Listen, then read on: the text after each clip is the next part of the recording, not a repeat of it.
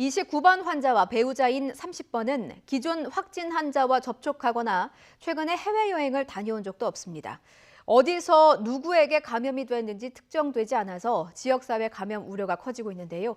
오늘 이 부부의 일부 동선이 공개됐습니다. 이형원 기자가 보도합니다. 29번과 30번 환자 부부는 최근 중국을 포함한 해외여행 이력이 없습니다. 6번 확진자가 21번을 전염시킨 명륜교회가 있는 서울 종로구에 살지만 해당 교회를 방문한 적은 없었습니다. 다른 확진자들과 접촉하지도 않은 것으로 파악돼 감염 경로가 불투명합니다.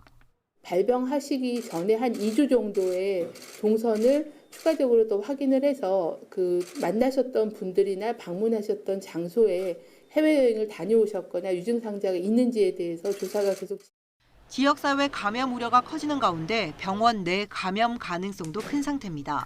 역학조사 결과 29번 환자 발병일은 마른 기침과 가래가 시작된 지난 5일로 이날부터 고대 안암 음압병동에 격리되기 전까지 동네 병원과 약국을 여러 차례 다녀간 것으로 드러났습니다. 특히 강북 서울외과의원은 6차례나 방문했습니다. 2016년 외과적 처치를 받은 이후 치료 목적으로 다녔던 곳이라 의심 증상이 나타난 뒤에도 코로나19인지 모른 채 계속 방문했던 겁니다. 의료진도 폐렴을 의심할 증상이 아니었고 해외 여행력도 없어 걸러내지 못했습니다.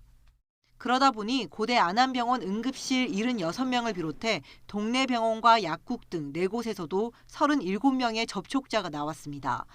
아내인 30번 환자는 발병일이 지난 6일 전후로 추정되는데 남편과 동선이 일부 겹칩니다.